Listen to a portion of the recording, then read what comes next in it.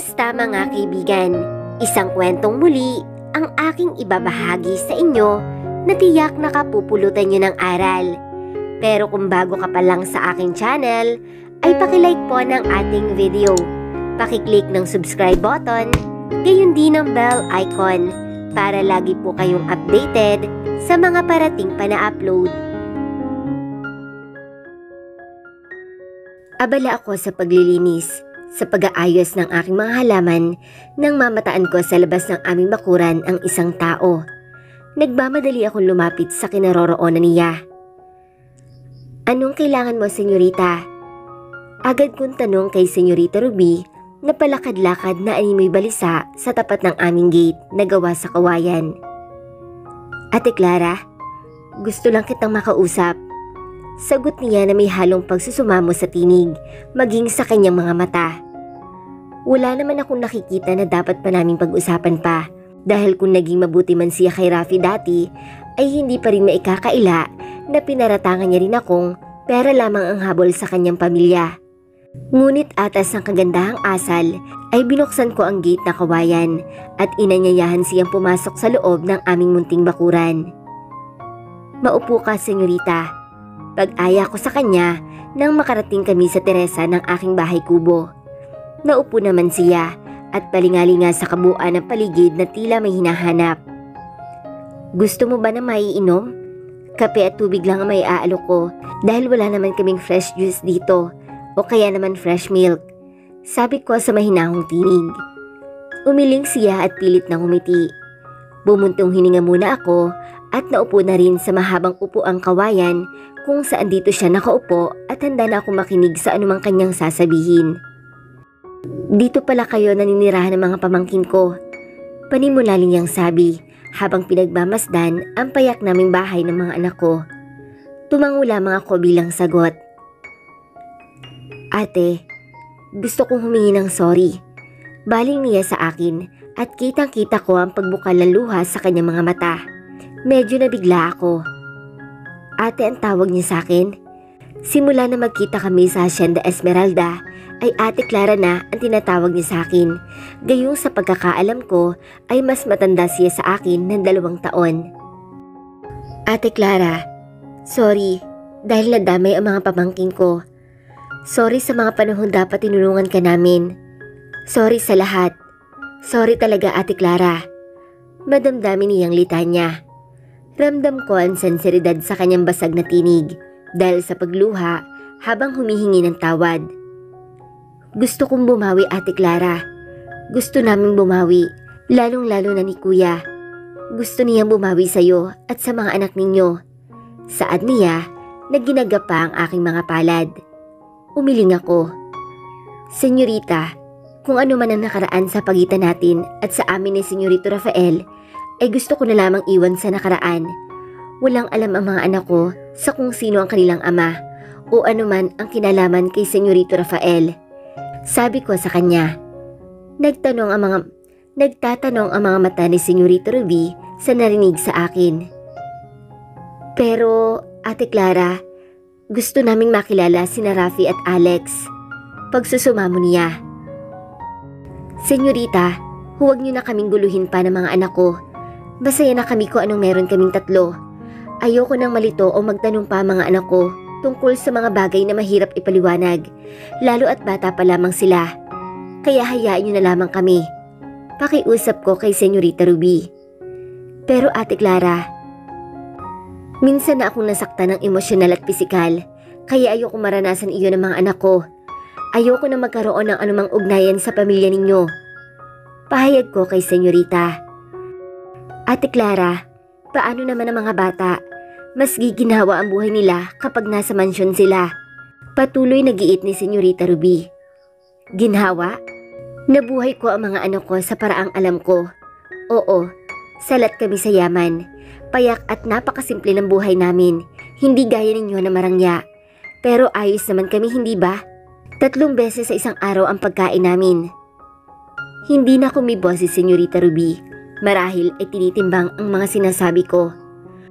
Batid kong hindi habang panahon na maitatago ko sa mga anak ko kung sino ang ama nila. Ngunit hahayaan ko na lang din na dumating ang panahon na sila mismo ang hahanap kay Senyorito Rafael. Pero sana lang ay galangin ninyo ang desisyon ko na layuan nyo kami, katulad ng paglayo ko sa inyo dati. Hayaan nyo na kami, katulad ng pagpaparaya na ginawa ko kay Senyorito Rafael. Pagbigay nyo ang hiling ko, katulad ng pagbibigay ko na walang alinlangan sa mga ari-arian na dapat sa amin ni Rafi. Mahaba kong litanya. Tumango-tango si Senyorita Ruby, ngunit umiiyak pa rin.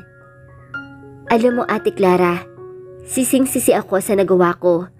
Talaga palang nasa huli ang pagsisisi. Kwento ni Senyorita Ruby na bahagya pang tumawa. Noong nagkaroon ako ng boyfriend, halos ayoko mapahiwalay sa kanya. Mag-aaral kasi ako sa Amerika at ako naman ay ayaw payagan ni Lola at ni Kuya na mag-aral sa ibang bansa. Pero dahil mahal na mahal ko ang boyfriend ko, kaya gumawa ako ng paraan para makapunta rin sa Amerika. Hindi ko maintindihan ang kwento ni Ruby, pero mataman akong nakikinig sa kanya. Alam mo ba kung anong ginawa ko para masunod ang gusto ko? Lumuluhang tanong sa akin ni Senyorita Ruby. Usapan namin ni Brian, pampatulog lang din ang ilalagay niya sa inumin ni Kuya Rafael. Pero hindi niya ako sinunod. Isang uri ng sex drugs ang inilagay niya, kaya tila nahihirapang ipagpatuloy ni Senyorita Ruby ang sasabihin. Nagtatanong ang aking isipan, anong ibig sabihin ni Senyorita Ruby sa kanyang kwento? Sorry Ate Clara, it's all my fault. Yes, ako ang naglagay ng sleeping pill sa inumin mong juice nung gabing may nangyari sa inyo ni Kuya Rafael. I swear to God na hindi ko alam na sex drugs ang inilagay ni Brian sa alak na iinumin ni Kuya Rafael. Kaya wala ka maalala ng gabing iyon dahil tulog na tulog ka at si Kuya naman ay nasa impluwensya ng drugs. Hindi ko alam kung anong mararamdaman ko sa pag-amin ngayon ni Ruby. Siya pala ang may kagagawa ng lahat. Siya pala ang dahilan ng lahat. Iniisip ko kasing magagalit si Diana kapag nalaman ang tungkol sa nangyari sa inyo ni Kuya. May isip niyang umuwi ng Amerika at yun ang pagkakataon na bala kong samantalahin para payagan ako ni Lola at lalong-lalo na ni Kuya na lumipad din ng US. I know how Kuya Rafael loves Diana. Alam kong mahal niya ang girlfriend niya at baka utusan niya ako para bantayan si Diana habang nasa malayo.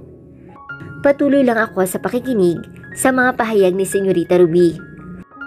Binayaran ko ang mga tao nagkakalat na maling impormasyon tungkol sa pagiging mukhang pera mo, sa pagiging malandi mong babae at desperada para mabuhay ang nanay mo. Kaya nagawa mong pikutin si Kuya dahil ginamit mo ang malaking pagkagusto sa iyo ni Lola Amanda. Namamangha ako sa pangungumpisal ni Senyorita Ruby. Hindi ako makapaniwala na ang tulad niyang nag-aaral na maganda at delikada na eskwelahan ay makakaisip ng ganoong bagay. Pero hindi pala ganun lang ang mga bagay-bagay. Hindi pala simpleng laro lamang ang buhay. Hindi simpleng bagay ang kinalabasan ng pagiging makasaril ko. Dahil dumating si Rafi na nadamay sa pagiging malupit sa iyo ni Kuya. Mapait na wika ni Senyorita Ruby. Ate Clara, I'm the person behind. Ako ang may kagagawan at pinagmula na lahat na naging kaguluhan ng buhay mo at pinagsisisihan ko lahat iyon. Maniwala ka Ate Clara, sising-sisi ako. Wala akong maapuhap na dapat sabihin kay Senyorita Ruby. Nasagot ang katanungang matagal ng hungkang sa kasagutan dahil sa wala talaga akong maaalala nung may nangyari sa amin ni Senyorito Rafael. Hindi ko alam kung mamumunghi ba ako sa kanya at kung magagalit ba ako. Heto na. Umami na at nanghihingi ng tawad ang taong may kagagawa ng lahat. Tama siya, nadamay si Rafi, nadamay si Alex at ang kambal niya na sana ikasama namin ngayon kung hindi ako dinugo noon. Mama, malayo pa lamang ay narinig ko ang boses ni Alex habang tinatawag ang pangalan ko. Nagmamadali naman akong lumabas ng bahay para salubungin ang mga anak kong galing sa eskwelahan. Mama! Muling malakas sa pagtawag ni Alex at nang matanaw ko siya ay meron siyang bitbit na malaking plastik at ganun din si Rafi. Kunot no akong nakatitig sa kung ano mga daladala nila. Mama, tingnan po ninyo, may mga bago po kaming laruan ni Kuya. Agad na ibinida ni Alex ang laman ng malaking plastic bag na galing sa kilalang toy store sa mga malls. Kinutuban na ako sa pwedeng pinagmula ng mga mamahaling laruan ng mga anak ko. Saan nanggaling ang mga iyan? Malumanay kong tanong sa dalawa kong anak na hindi magkaumayaw sa kung ano ang uunahin na tingnan sa mga laruang nasa loob ng plastik. Ma, galing po kay senyorita. Hindi po ba kilala mo siya? Siya po ang nakita natin na magandang babae sa hasyenda noong isang araw. Si Rafi ang sumagot. Bakit niyo tinanggap? Hindi ba't bilin ko na huwag kayong tatanggap na kahit ano sa taong hindi niyo naman kilala? Sermon ko sa mga anak ko. Ma, hindi ba nga po at kilala ninyo siya? Tinawag niya nga po kayong Ate Clara. Nagtatakang sabi ni Alex. Oo nga ma, kaya nga po tinanggap namin dahil magkakilala kayo. Ang sabi niya nga po, tawagin namin siyang Mami Ruby. Kasi po gusto niya po kaming maging anak. Kwento naman ni Rafi. Gusto kong sermonan ng mga anak ko, ngunit pinigilan ko na lamang ang aking sarili dahil ayaw kong mahalata nila ang pagdisgusto ko sa ginawa nilang pagtanggap sa mga laruan mula kay Ruby. Kinabukasan, nang makapasok sa eskwelahan ng mga anak ko, ay nagmamadali akong gumayak patungo sa hasyenda. Kakausapin ko si Ruby sa ginawa niya. Akala ko malinaw na sa kanya ang napag-usapan namin nung nag-usap kami. Clara, iha, ikaw pala iyan, may kailangan ka ba? Bungad na tanong sa akin ni Manang Puring nang makita niya akong naghihintay sa pintuan ng mansyon. Magandang umaga po, Manang. Pagbati ko at inabot ang kanyang kanang kamay para magmano. Kaawaan ka ng Diyos. Halika, pumasok ka muna. Yaya sa akin ni Manang Puring sa loob ng mansyon. Bantulot mang pumasok sa loob ay nilakasan ko ang aking loob. Kailangan kong makausap si Senyorita Ruby. Nagpalingalinga ako sa paligid habang sinusundan ang matandang mayordoma ng mansyon. Narito ngayon ako sa malawak na sala na kung saan kasama ako nag-aayos upang ilagay ang mga bagong gamit. Bahagyang nakalihis ang makapal na kortina ng mga malalapad na bintana kaya naman malayang makakapasok ang nakakasilaw na sinag ng araw. Ate Clara?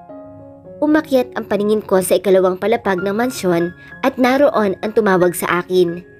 Si Ruby na nakadamit pantulog pa na maingat na bumababa ng hagdanan. Ate Clara, magkakilala pala kayo, Senyorita Ruby. Takang tanong sa akin ni Manang Puring na huminto rin sa paglalakad. Yes, Manang, magkakilala po kami. Maagap na sagot ni Senyorita Ruby nang makalapit sa kinaroroonan namin. Mabuti naman pumasyal ka, ate. Nakangiting saad ni Ruby. Tumikim ako bago sumagot.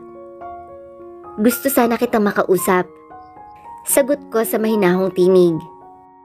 Manang, pakidalhan na lamang po kami ng pwedeng kainin sa pool area. Utos ni Ruby sa mayordoma na agad namang tumalima. Iginiya ko ni Senyorita Ruby sa pool area. Naupo kami sa bakal na upuan na may katernon din namang bakal na bilog na lamesa. Hindi na ako magpapaligoy-ligoy pa, Senyorita Ruby. Hindi ba't nag-usap na tayo tungkol sa mga anak ko? Bakit binigyan mo sila ng laruan at gusto mo pa na tawagin kanilang mami? Pag-uusig ko kay Ruby na nawala na lalo ng kulay ang maputlang mukha. Nalinaw ko na sa'yo na ayaw ko magkaroon ng kaugnayan sa inyo ni Senyorito Rafael. Kaya sana naman, bigyan niyo ako ng konsiderasyon kagaya ng pagbibigay ko sa inyo dati. Pagpapatuloy ko, nakita ko kung paano nangilid ang luha ni Senyorita Ruby at kapag daka ay tumulo na. Ate Clara, please. Gusto ko lang mapalapit sa mga pamangkin ko. Gusto ko silang makasama. Pangako ko naman na wala akong babanggitin sa kapatid ko, sa daddy nila. Please, Ate Clara. Hinawakan pa ni Ruby ang kanang kamay ko habang nagmamakaawa. Punong-puno ng pagsusumamo ang kanyang lumuluhang mga mata. Senyorita Ruby, ayoko magulo ang isipan ng mga anak ko. Magtatanong sila kung bakit ka nakikipaglapit sa kanila. Ayoko mag-imbento pa ng kasinungalingan tungkol sa kung sino ka at kung sino ang ama nila. Walang gatol kung litanya. Sabihin mo sa kanila ang totoo. Isang baritonong boses ang pumailan lang sa tahimik na kapaligiran ng lugar kung nasaan kami ni Senyorita Ruby. Hindi ko na kailangan lingunin pa kung kaninong boses iyon. Sabihin mo sa kanila ang totoo, Clara. para makalapit na kami ng malaya kay Rafi at Alex. Ulit niyang turan nang makalapit sa lamesa kung nasaan kami ni Ruby. Simpleng t-shirt na kulay puti na ginupit ang manggas ang kanyang pang-itaas. Kulay itim na khaki short ang pang-ibaba. Gaya ng dati ay nakatsinelas lamang siya. Ano bang hindi nyo naiintindihan? Ayoko nang magkaroon ng ugnayan sa inyo. Tapos gusto nyong sabihin ko ang totoo sa mga anak ko? Mahinahon kong wika, ngunit nangingit-ngit ang kalooban ko. Clara, ilang sorry ba ang gusto mong marinig mula sa amin bago mo kami mapatawad, and besides, ako pa rin ang biological father ni Rafi at Alex, kaya may karapatan ako sa kanila. Napaismid ako sa sinabi ni Senyorito Rafael. May sakit ba kayo? At may taning na mga buhay ninyo? Kaya gusto niyong magkapatawaran tayo at tanggapin ko ang paghingi niyo ng sorry? At para na rin sabihin ko sa mga anak ko na narito ang daddy nila? Na namimiss na silang dalawa? Bahagya akong natawa sa aking tinuran. Baka nakakalimutan mo, Senyorito Rafael, kung paano mo ako pinagtabuyan. Sinabihan ng masasakit na salita, paratangan ng kung ano-anong bintang. Naalala mo ba kung paano nanganib ang buhay ni Rafi dahil ipinanganak ko siyang kulang sa buwan? Nang nagkasakit siya at na-hospital, nag-alala ka ba? Kinumusta mo ba ang kalusugan niya? Naalala mo ba nang una kaniyang tawaging daddy? Pero binaliwala mo lang at ni hindi man lang pinansin? Nung unang kaarawan at binyag niya, nasan ka? Para akong tangang naghihintay sa simbahan, umaasa akong darating ka kahit ang totoo, niloloko ko lamang ang sarili ko. Tapos ngayon, igigiit mo ang pagiging biological father mo at sasabihin ang karapatan mo sa mga anak ko? Nakalimutan mo na ba ang mga sinabi mo sa akin?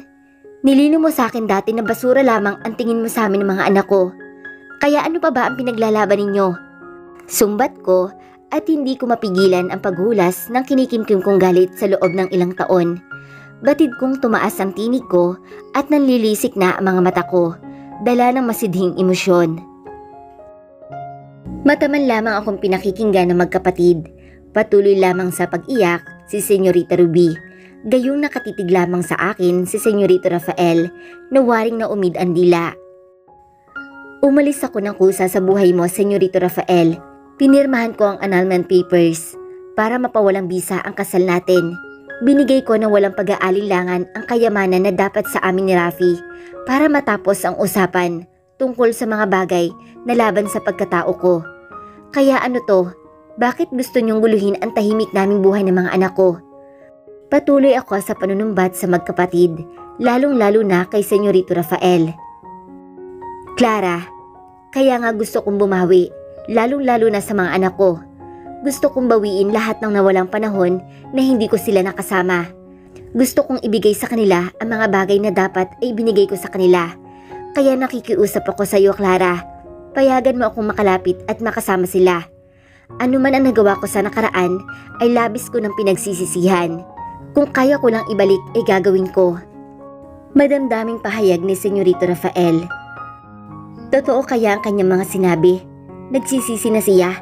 Hindi ako makapaniwala dahil hindi naman talaga kapani-paniwala.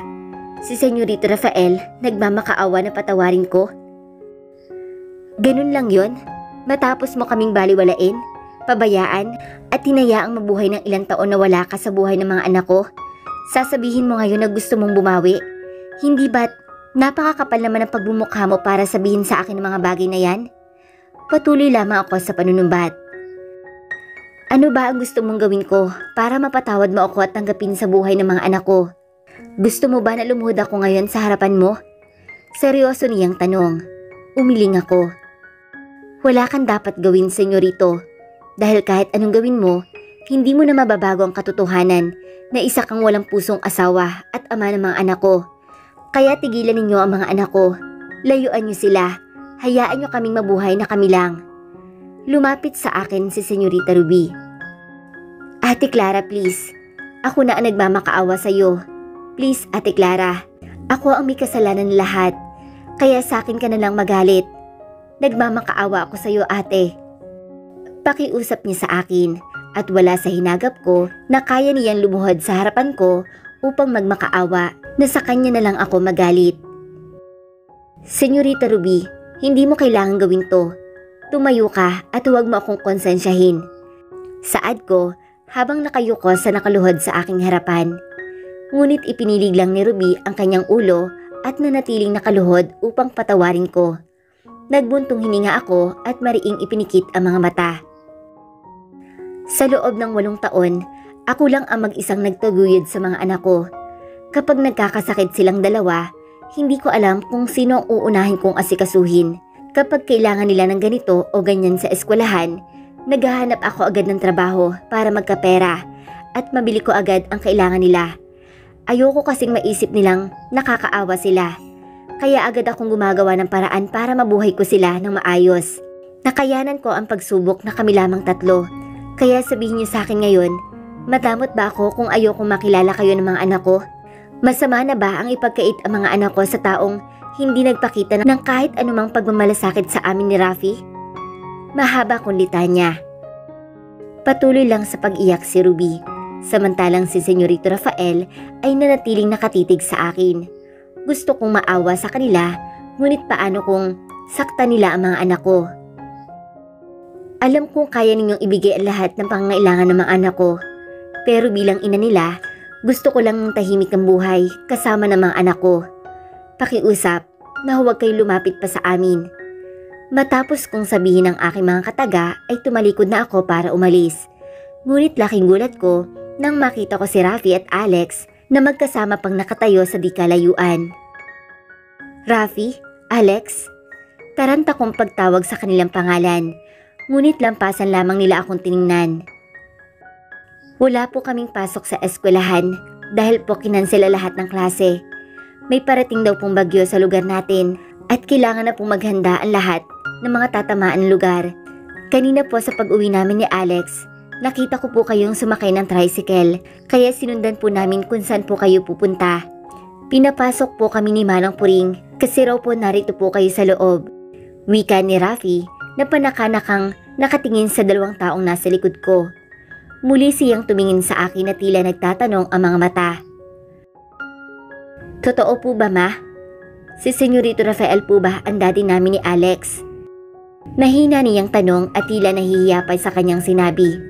Napuno ng emosyon ang dibdib ko at malamang narinig nila ang pag-uusap namin kanina ni Senyorito Rafael at ni Senyorita Ruby.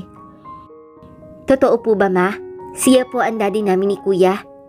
Inosenteng tanong naman ni Alex na nakakapit pa ang braso sa kanyang nakakatandang kapatid at nagtataka marahil sa narinig at eksenang nakita sa amin. Para saan pa para magsinungaling ako?